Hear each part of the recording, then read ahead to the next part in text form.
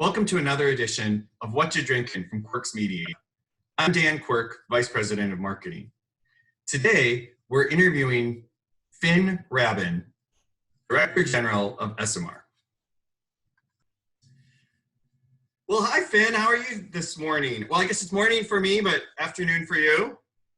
Hey, good morning, Dan. And yes, unfortunately, it's a very wet evening here in Amsterdam, but it's we've had 2 weeks of absolutely fantastic rain.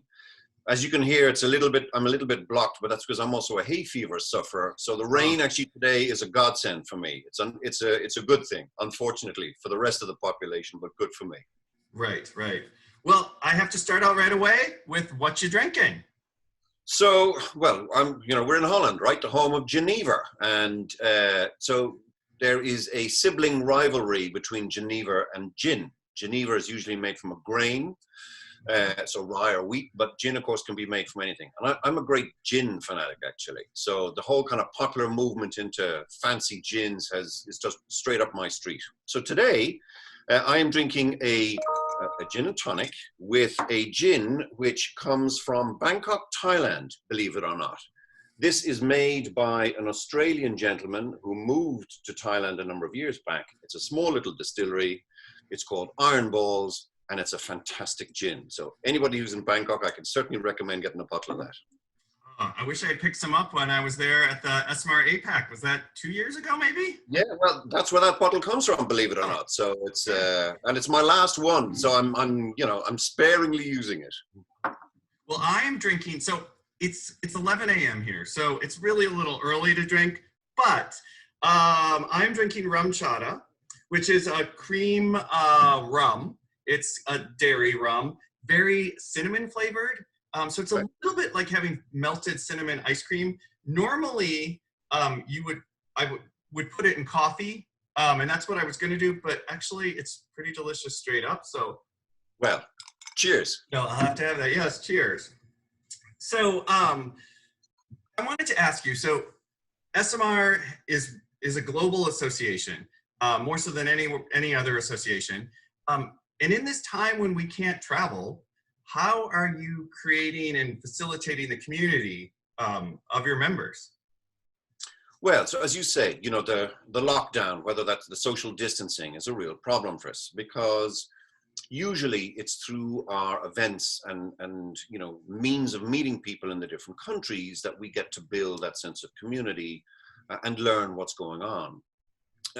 Having said all of that, even though we can't be there in person, as a global community of researchers, our combined knowledge, our combined expertise is vast. And so what we're trying to do at the moment is facilitate the getting together of that knowledge on various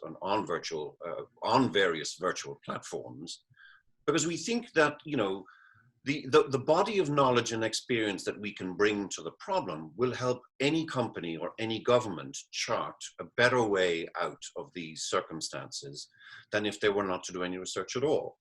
So at the minute, we are creating a number of different platforms and trying to get as many occasions together as possible to get that community meeting together virtually, sharing experience, sharing past papers that were done, because, for example, a couple of years back when Asia had SARS, the body of knowledge and experience they have and how to come out of an epidemic and continue to trade is a useful frame of reference for these times. So we're trying to ensure that that knowledge can be shared to as wide an audience and to as wide a buying public or users of research as we possibly can.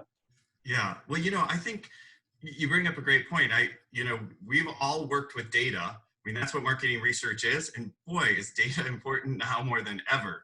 Understand, certainly the scientific data, but then also the data on what consumers are going to want after this, what we need to do to, as an industry, to get out of this, to get back to work.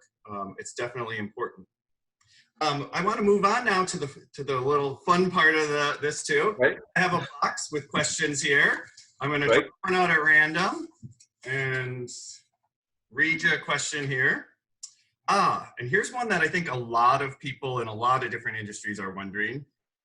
If you could have another career outside of marketing research, what would it be? So I have to be honest and say it's a draw. There are two, right? So ever since I was about 3 years old, I wanted to be a pilot.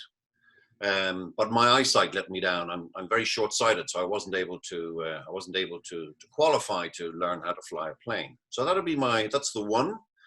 The other one is that I'm a huge rugby fanatic, have been all my life. So, but I'm again probably too skinny to be a decent rugby player. So I'd need to put on a few pounds, visit the gym, and see if I could get that career going as well. But they would be the two that I would really have loved to give a shot at.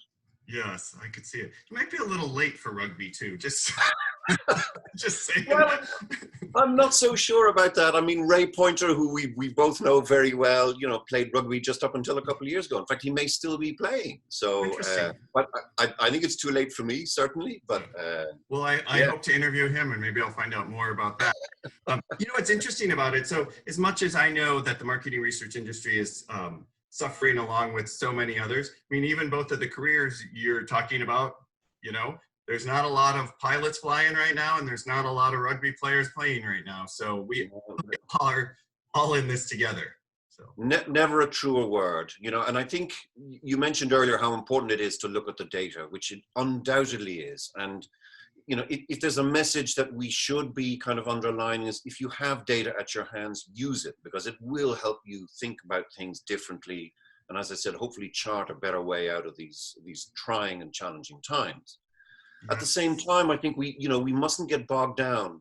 I was chatting with, actually with Michelle Gantz of Mars earlier on today, and she said, at a point in time, we've got to stop worrying about the now and looking towards the future and trying to think about the positives and what can be developed and the good things that will come out of this, however small or few they may be. But we've got to start looking to the future very quickly. Otherwise, we do also run the risk of getting bogged down in the fear of what we're currently going through. And data will help us do that. Well, I think we should maybe end it there on that positive note. So I want to thank you so much for taking the time to talk with us. Thank you, Dan. It's been an absolute pleasure. And as I said, I hope that sometime soon I'll have a chance to share a gin and tonic or a rum chatter with you in person somewhere. Maybe to also just take a moment to wish everyone who's watching this, hope that they're happy, safe, and healthy. Hope that they haven't lost anyone through the disease. And if they have, obviously, to express that our thoughts and wishes are with them all in these tough times. So thanks a million for having us, and hopefully catch up with you soon. Yes, thank you so much, Finn. Bye.